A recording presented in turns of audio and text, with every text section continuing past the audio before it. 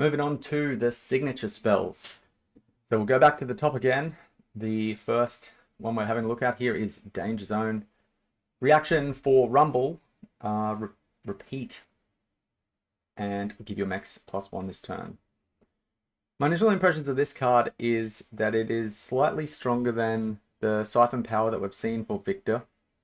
So if you remember, for Victor had a reaction spell that's similar. It gives units at a battlefield -1 might and your units +1 for a similar cost. So we'll be paying the repeat a lot of the time for this card, which puts it at 2 power, 2 energy, and +2, kind of the same difference as Siphon Power.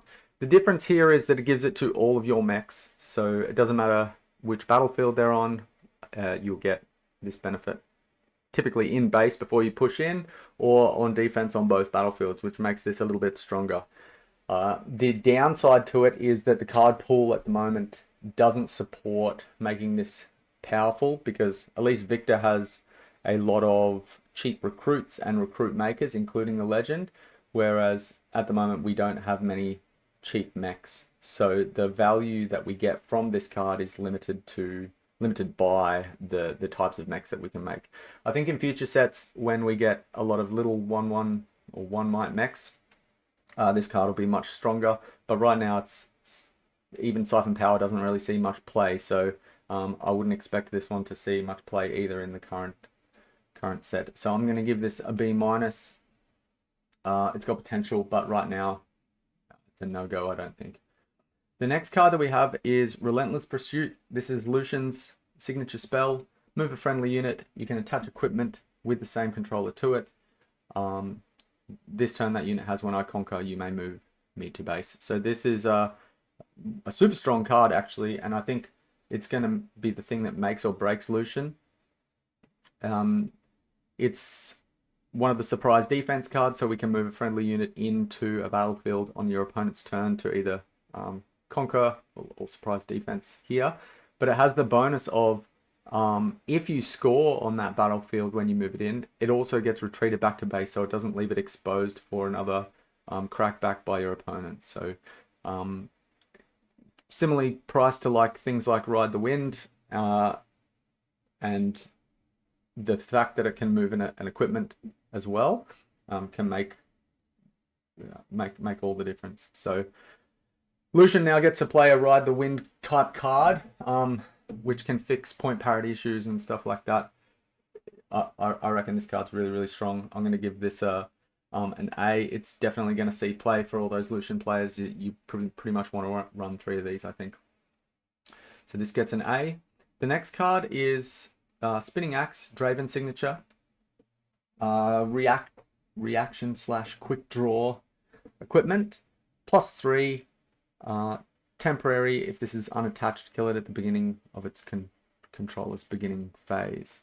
So just remember, when we attach or equip the equipment, all of this text that sits above the effect box here goes away. That it's not shown, so it doesn't have temporary when it's attached. And obviously, if it's unattached at some point during your beginning phase, it will trigger and kill it. But 2 energy, 1 power, so 3 combined cost is massive for a +3 on quick draw. So at reaction speed, this has got to be a 3 of in any Draven deck. In isolation, this is S. No, I would say A tier card. The only downside is that it's attached to the Draven legend, so like you have to play Draven to play this, and Draven is from the last video slightly underpowered at the moment, I believe. So I'm going to give this an A. We'll definitely see play in all the Draven decks, but it's attached to Draven, so we'll see how that plays out. The next thing is Void Rush, which is Rek'Sai's signature spell. Reveal the top 2 cards of your main deck. You may play one of them, reducing its cost by 2, and draw any you did not play this way. So a lot of the time this is going to be 2 energy and a power on your turn. to draw one and play a cheap unit for free, or play a cheap spell for free. So this is a really, I would say, it's above average on rate, so it's good. Similar to the Rexile Legend, it makes you kind of build your deck in a certain way to maximize the value from this, which is yet to be seen if this is going to be good or not.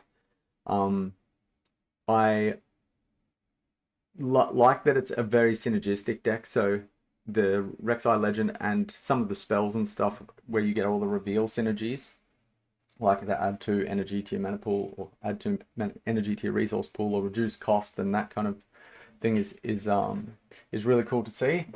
We've just got to find all the right combinations of those to maximize the value of this.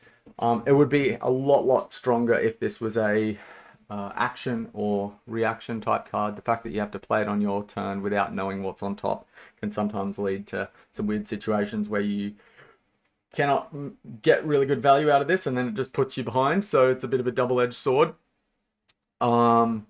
Essentially, it just nets you a card, right? You're getting the cost back, and you're paying the power for the extra card that you get. So it's not great value, but it's decent enough. I'm going to give this a B. I think you're going to play it, but it's not going to be a powerhouse. All right, moving on. We have Ornn and the 3 signature gear that comes with Ornn. These are unique, which is the first time that we've seen this. Your deck can only have 1 card with this name, so you can only, from your 3 signatures, spells that or gears that you can play, you want to either play 1 of each, or just 1 of 1 and just leave the rest out. We'll go through each of them. Forge Fire Cape, +3. When I attack or defend, deal 2 to all enemy units here. They're all priced the same, by the way, so they're 4 energy and 2 power. And for that, you get +3 might, and when I attack or defend, deal 2 to all enemy units here. Kind of like a pseudo token wipe. Not particularly strong, given the cost that you have to pay for it. You can use Ornn Legend to kind of get it out a bit cheaper, but it doesn't have quick draw. You've got to manually equip it, and this effect isn't particularly strong, at least unless token strategies and stuff become prevalent. So I'm going to give this a C.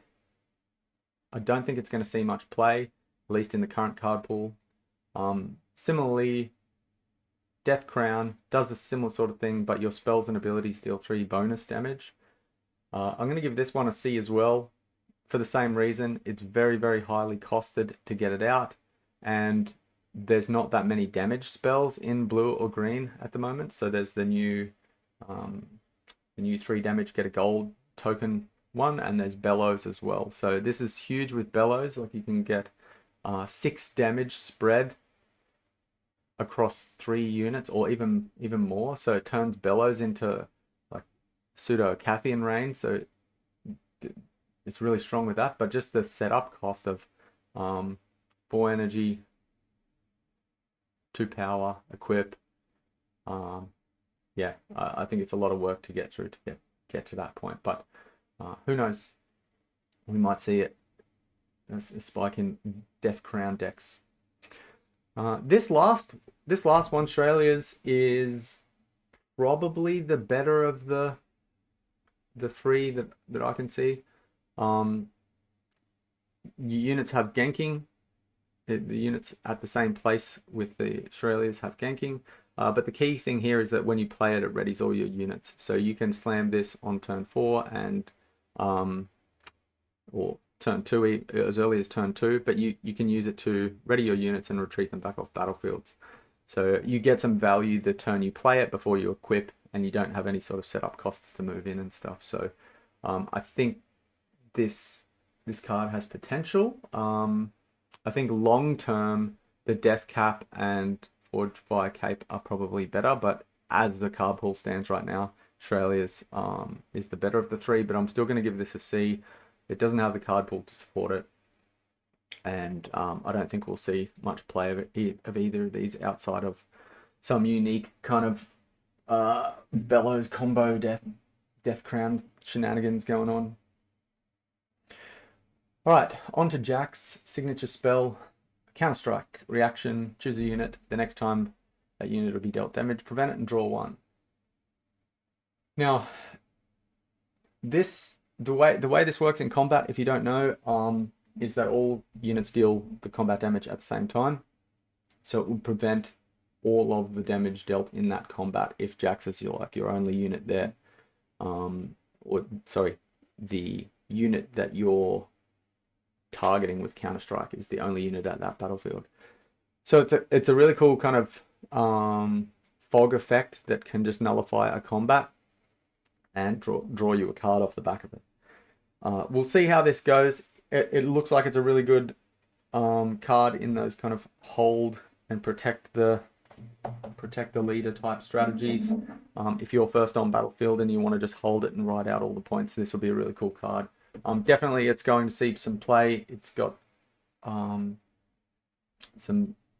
lot of potential to kind of change the way we do combat math.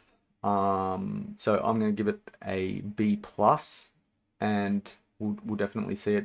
Whether or not it's going to make Jax tier 1, I don't think so. So we'll leave it there at a B+. Next up is Reveiy's. It's Defiant Dance. Give a unit +2 this turn and another unit -2 this turn. Quite a simple card, but actually really strong. This lets you choose 2 different units to trigger Aurelia Legend, which is part of the reason she has this signature spell. But even without the synergies with the Legend, we've got 1 energy, 1 power for essentially a 4 might swing, which is above the rate of a lot of other cards. So it can, you know, swing a combat quite dramatically for just 1 and a recycle. This is going to be huge and something that's going to be really difficult to play around, especially since Aurelia's colors have things like Defy and that as well. So you leave up the 1 and you don't know whether it's On Guard or Defy or Defiant Dance. Going to be lots of options there, which is going to complicate the combat math quite a lot. But yeah, when you add the synergies in with the Leona Legends and target multiple things and do all your shenanigans with readying and moving things around, this is a really, really cool enabler of Leona. Oh, sorry, not Leona, Aurelia. And yeah, definitely going to see play. This is a tier card for sure, and it's almost going to be a staple 3 of in any Aurelia deck. And Aurelia is already a tier legend in my initial impressions. So next up, we've got Arise. Now this card, Zir's signature spell. Play a 2 Might Sand Soldier unit token for each equipment you control, then ready 2 of them. As we discussed in the previous video, Azir is going to be playing like quite a lot of equipment. It gets its units from its Sand Soldiers from the Legend, so there's no reason to include many units in your main, except for kind of some of the top end niche things that you want. A lot of the low end is just going to be playing equipments and making Sand Soldiers and attaching them. So you can reasonably assume that in a non-equipment removal heavy meta, you're going to have 3-4 like equipment out before you play the signature spell, in which case you're going to get kind of 6 to 8 might worth of value. It's a little subtle in the text. The ready 2 of them is huge, and the fact that Sand Soldiers are Weapon Master and can equip and then for free and then go in a lot of the time is also massive. So this is a bit of a sleeper card. On rate, it doesn't look it has the potential to be kind of even to slightly good on rate, just in terms of the might that you get for the cost that you pay. But the Weapon Master free equips and readying 2 of them is going to catch a lot of people by surprise. So it lets you kind of tap out, play a slow level spell, but also contest. This is going to be your crackback / retake type card from behind for Azir, and I don't think it's going to be a 3 of. It might be like a 1 or 2 of in the Azir decks. So I'll give it a B+. You're going to play it, and I just don't think that it's going to be like, you won't have room for all 3. Maybe I'm wrong. Maybe the decks will shake out with so many equipment that this just becomes a, 10, 12, 14 might swing for like the grand stratagem of Azir, but time will tell. I'm going to give this a B+ at the moment, and we'll circle back in a few weeks and see if that changes when we get some games under our belt. All right, moving on to Arcane Shift, the Ezreal signature spell. Banish a friendly unit, then its owner plays it, ignoring its cost. Deal 3 damage to a unit at a battlefield. Banish this.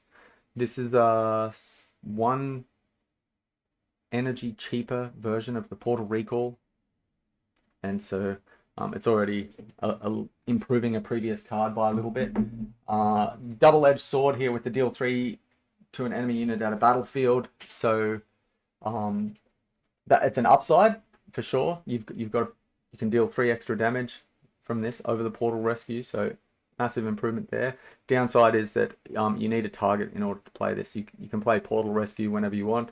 If the enemy doesn't have units at a battlefield, you have no targets for Arcane Shift, so you can't play it without those targets. But as I said in the previous video, I think Ezreal's going to fit a more controlling archetype, and therefore if the enemy doesn't have units at a battlefield for you to play this, then it sort of plays into your game plan anyway. So you're happy to just wait until they move a unit in before you Arcane Shift.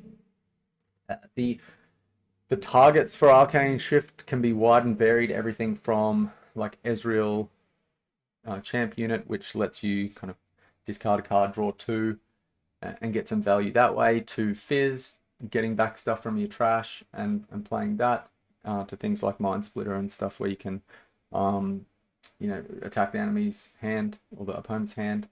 So this is super flexible and fits into the control style gameplay 100%. If you're playing a control Ezreal, this is a 3 of, and it's definitely an S tier card. You can squeeze so much value out of this, and take down some huge units with some really strange combos with like Fizz and dealing 3 damage and getting back like the Frost Touch thing that negs -2s the units and stuff like that. So you can take, this is just really powerful, really flexible, and lets you play it into whatever you need at the time, like a toolbox with Fizz and the Ezreal champ. So giving this one an S. Next up is Hostile Takeover. This is Renata's signature spell. Take control of an enemy unit at a battlefield, ready it, and then you lose it at the end of turn, and your opponent gets it back. Now this type of effect is quite strong in other card games. The idea is that you want to take control of a unit and run it into some other units to trade out and have it die. So you don't really want to be giving it back. You want it to be sacrificed or played into a combat that loses so that the unit dies, but you get some extra value from it. The thing is, like, you need to have a certain situation or certain setup on the battlefields where it's going to be profitable for you to play this and get a lot of value out of it. Sometimes, like, if it's their only unit, all you'll be able to do is get a conquer point, which might be more than enough, but then they just get it back at the end of their turn, unless you've got some way to kind of sacrifice it built into your deck. So it's kind of a high power ceiling card, but also highly situational. I think people are going to toy around with the idea for a while, so I'll put it as a B, and it has the potential to move up to an A if there's lots of juicy targets for this card, and it's relatively easy to set up situations where it's like causes blowouts and stuff. But at the moment, I don't see it. But I'm sure people are going to play with it and try and figure out a way to abuse it. So let's leave it as a B. It's definitely strong. It's just, I don't think it's a 3 of, and I don't think that there's, I think that the setup requirements to make it profitable are too high. Alright, next we have On the Hunt. Ready all your units, signature spell for Siva.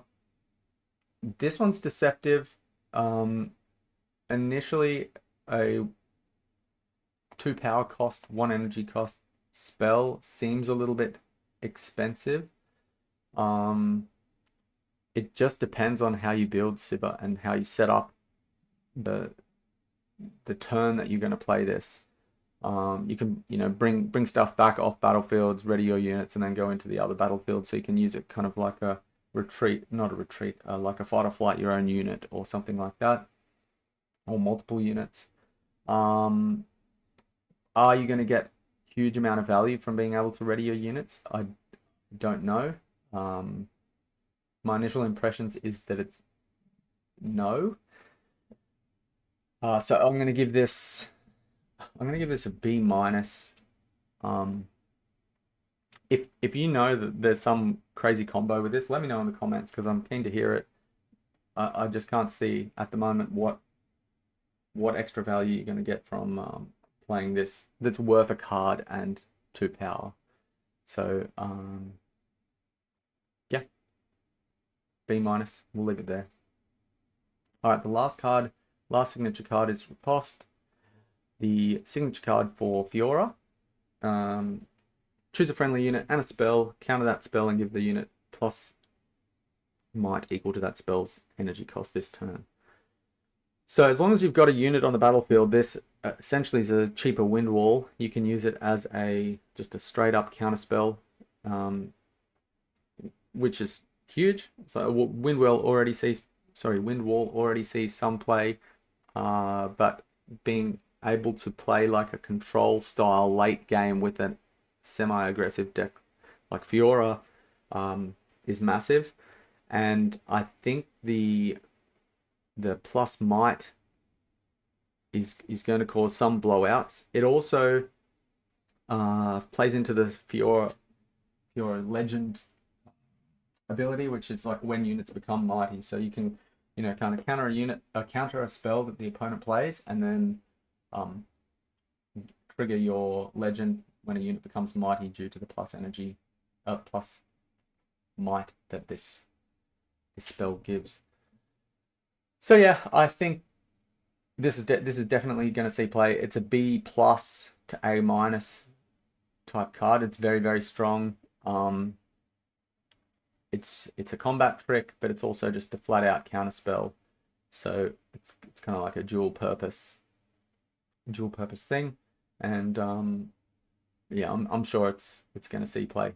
The ceiling can be massive if a lot of decks that merge like Ornn come down to like one big combat.